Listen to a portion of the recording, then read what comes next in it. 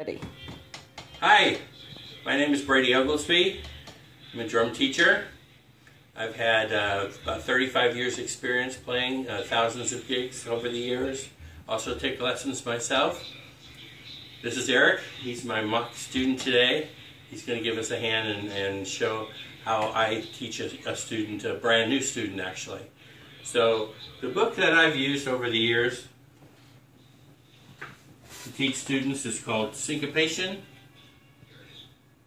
This is like the #2 most famous book in the history of drum books. So this one is great because it teaches rests and note values and accents and all the different basic things that you can take and move on to other drum books or into music.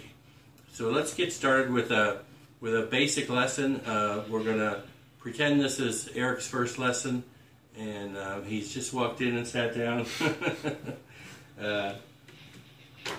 We've done a real quick breather on how this book works. So we're going to take a look at the notation.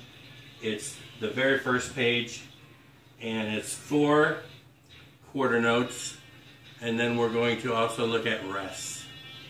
So he's going to play 4 quarter notes on the bass drum at all times, and then we're going to play quarter notes with the hands and do some rests. So the first one is 4 with your hands and 4 with your feet, and it would go 1, 2, 3, 4.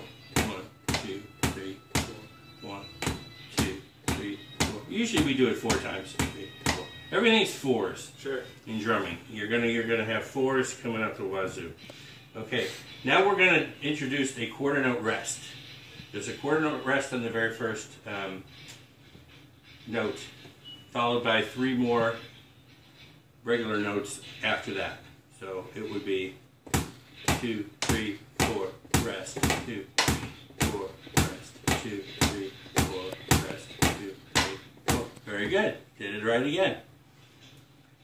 The third example will be 2 rests, a half note rest, and then followed by 2 regular quarter notes, with your foot also going at the same time.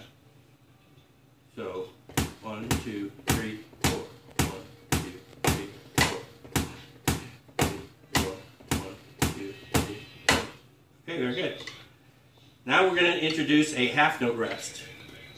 It looks like a little top hat. It's not the squiggly like the other one was. But then the top hat's followed by a squiggly. So we've got a half note rest followed by a quarter note rest. So we're only going to play 1 note on this top line with your hands, and then always the 4 with the feet. So it would be rest, rest, rest, 4, rest, rest, rest, 4.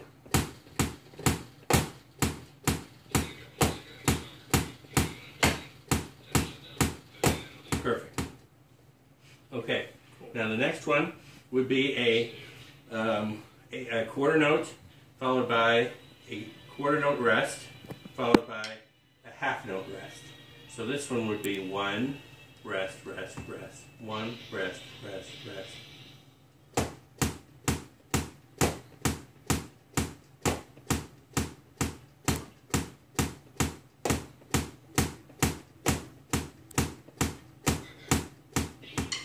Perfect. The next one, we're flying through these. The next one, number 6, would be 2 quarter notes followed by a half note rest. So 1, 2, rest, rest. 1, 2, rest, rest.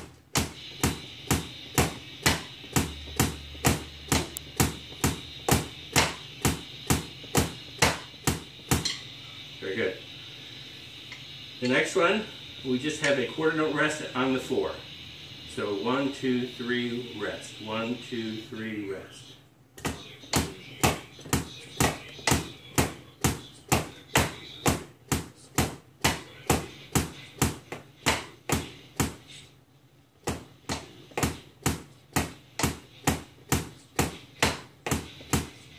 Very good.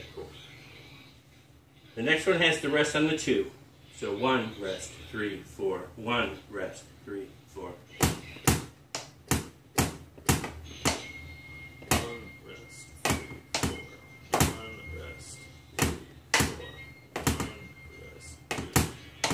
one's hard for me. A little harder, a little harder.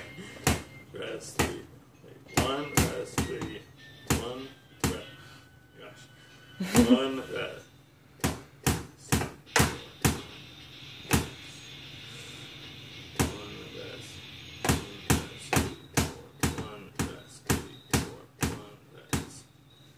That's okay. That's okay. That's the only one you screwed up so far. Right. Now the last one is on the 3. So if you can do 1, 2, rest 4. 1, 2, rest 4. 1, 2, rest. You know what you should do? You know what we should do right now, Eric? Let's forget about your foot. Sure. The foot is a little, you know, we're layering a lot of more stuff. Right. So just do 1, 2, rest 4 with your hands. 1, 2, rest 4. 1, 2, rest 4. 1, 2, rest 4. 1, 2, rest 4. 1, 2, rest 4. 1, 2, rest 4. 1, 2, rest 4. 1, 2, rest 4. Okay, very good. Now the name of this book is called Syncopation. Syncopation. These last two are really syncopated. Sure.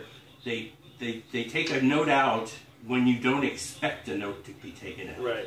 And it makes the rhythm sound kind of cool. Right. Kind of in and out and kind of funky and kind of you know different. But that's what makes it a little more difficult. Okay. Now we've already gone through how to hold the sticks. We shake hands. We put a little space in between your thumb and your forefinger, which you've got, and then we pull your hand over a little bit to make it a little more where the top. There's different ways of holding your sticks. There's no right or wrong, but this is a really good way to get started. Sure. It's a good starting grip that allows you to do everything, and the bounces aren't weird and everything. Now, one more thing, and we talked about also 2 different ways of playing your pedal. One way being the heel down method. Can you hit the pedal?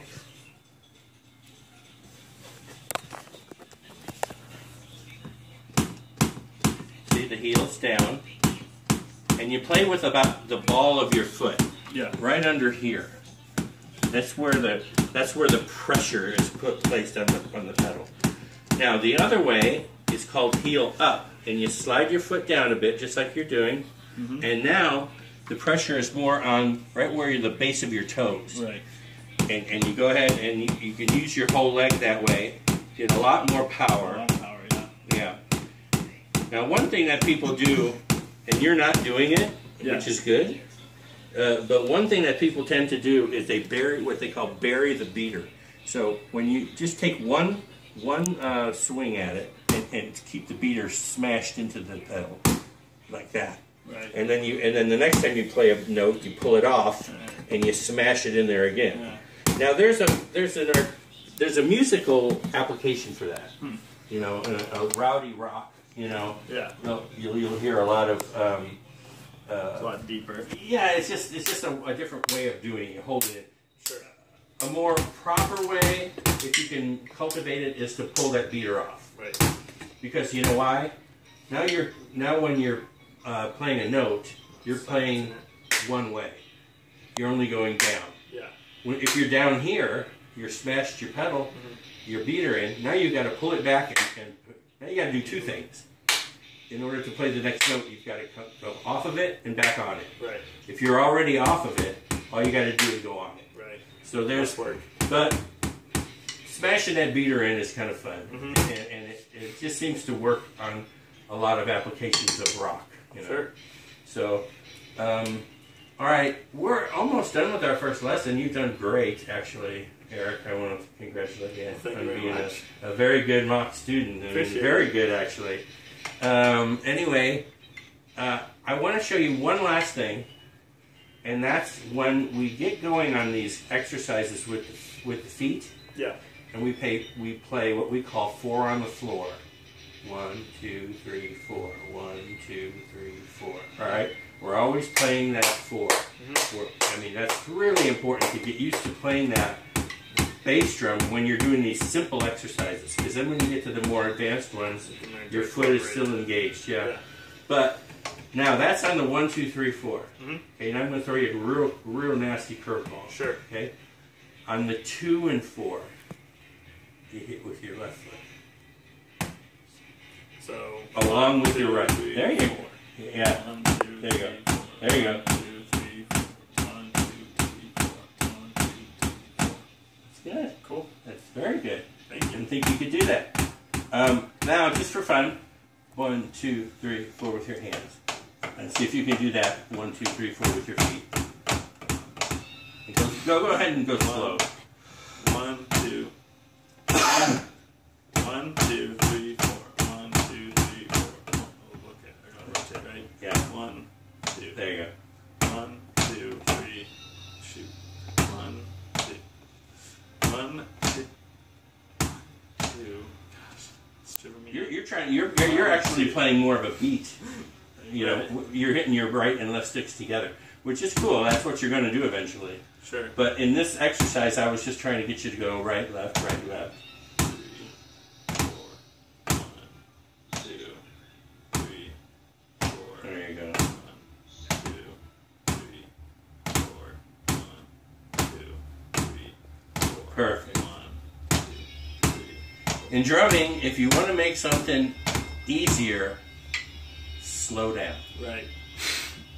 In drumming, if you want to make something harder, speed up. Kind of a Good rule of thumb. axiom there, yeah. Okay, well thank you there. Sure. Thank you, Eric. Thank you. Again, this is Brady Oglesby signing off with our mock lesson. Hope you enjoyed it.